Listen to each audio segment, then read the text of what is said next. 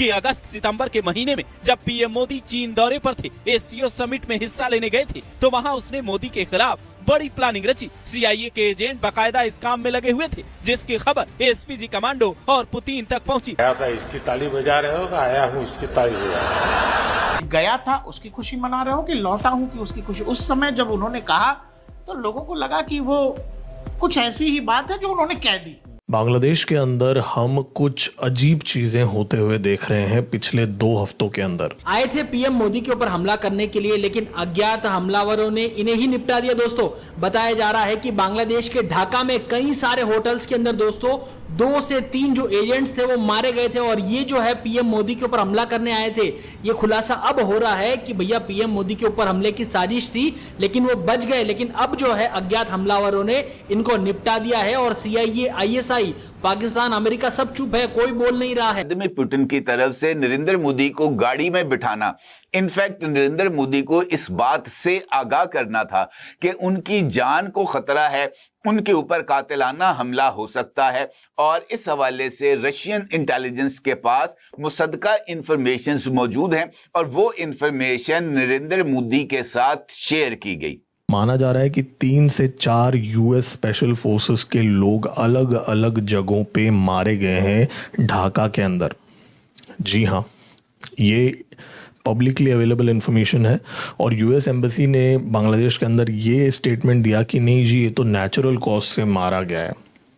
अब भाई उनको भी बोलते वक्त शर्म आ रहा होगा ये झूठ कि डेफिनेटली उसको टपकाया गया है। अभी उसको किसने टपकाया गया है, क्या उसको एमएसएस ने टपकाया गया है, क्या उसको रॉ ने कुछ किया है, या रशिया की जो इंटेलिजेंस एजेंसीज हैं को क्या उन्होंने कुछ किया है। और ये मामला इस वजह से भी पुरस्कार हो जाता है कि ढाका में मौजूद अमेरिकन एम्बेसी ने जैक्सन की जो कत्ल है या उसकी जो पुरस्कार हलाकत है, इसके ऊपर एक पर्दा डालने की कोशिश की और फौरी तौर पर लाश और जैक्सन के सामान को अमेरिका ट्रांसपोर्ट कर दिया गया, जिसके बाद इस सारी सूरत हाल पर बहुत ज्यादा सवालात उठते हुए नजर आ रहे हैं। और पर जैक्सन को मोदी के खिलाफ इस्तेमाल करने की साजिश के साथ, और ये इस सारे अमल का एक बड़ा ही इंपॉर्टेंट एस्पेक्ट है। और बताया ये जा रहा है इंडियन जो अकाउंट्स हैं, खासतौर पर सोशल मीडिया, वो मुसलसल इस बात का इजहार करने अमरीकी साजिश को नाकाम बना दिया। पुतिन ने अपने सारे प्रोग्राम को रोक दिया और खुद खड़े हो गए और इंतजार करने लगे मोदी का। और आप हैरान हो जाएंगे, 15 मिनट तक पुतिन ने इंतजार किया। मोदी को भी यह बात समझ में नहीं आ रही थी, प्रधानमंत्री मोदी को भी यह बात समझ में नहीं आ रही थी कि यकायक ये हो क्या रहा है। 2 दिन 3 दिन बाद हम लोगों को बांग्लादेश से खबर आती है कि ढाका में सीआईए का एक हाईली ट्रेंड ऑपरेटिव मारा जाता है होटल में। और जब तक ढाका पुलिस वहां पहुंचती, अमेरिकी एम्बेसी के लोग आकर के उस शव को लेकर के चले जाते हैं। कर्नल जैक्सन कोई नेचुरल मौत तो नहीं मरे थे। उस समय जो इंटेलिजेंस एजेंसीज ढाका में थी, उन सबको पता है कि ढाका में आफ्टर ऑल हुआ क्या था। और भारत को ये बात पता थी कि अमेरिका का लॉन्च पैड बांग्लादेश किसी न किसी तरीके से भारत के खिलाफ प्रयोग किया जाएगा। दरअसल बांग्लादेश की राजधानी ढाका में 31 अगस्त को बड़ा हादसा हुआ है। ढाका के 5 स्टार वेस्टर्न होटल में अमेरिकी सेना की विशेष बल कमान यानी एयरबॉर्न के अधिकारी टेरेंस अर्वेल जैक्सन की लाश मिली है।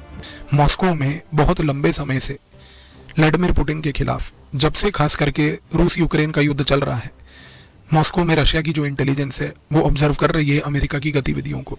और रशिया और इंडिया के बीच जो इंटेलिजेंस शेयरिंग फ्रेमवर्क है, रशिया बड़े लंबे समय से, पिछले 3 सालों से लगभग, भारत को भी ये इंटेलिजेंस शेयर कर रही है कि यदि आपके रिश्ते भी अमेरिका से खराब हुए तो अमेरिका कोई कसर नहीं छोड़ेगा। रशिया ने कई बार ये रिपोर्ट्स भारत के साथ शेयर की हैं कि पिछले 3 सालों में अमेरिका की तरफ से कई कोशिश की गई व्लादिमीर पुतिन को मारने की। तो आज सबसे बड़ा क्वेश्चन ये उठता है, ढाका में आफ्टर ऑल किस चीज की प्लानिंग चल रही थी? किस चीज की प्लानिंग के कारण कर्नल जैक्सन एकदम से मृतक हो गया? और जाहिर सी बात है, कोई ऐसी बात तो नहीं कि वो मृतक नेचुरल कारणों से मरा, क्योंकि एक व्यक्ति जो एक रिन्यूएबल एनर्जी के प्रोजेक्ट को चलाने के वीजा पे आया था, वो नेचुरल कारणों से कैसे मर सकता है, जब अमेरिका के कुछ और स्पेशल फोर्सेस के लोग जो कंसल्टेंसी और बिजनेस विजिट्स के लिए आए थे, वो भी अलग अलग होटलों में उसी अजीब सी कंडीशन में मरे। इन सारों का उद्देश्य क्या था?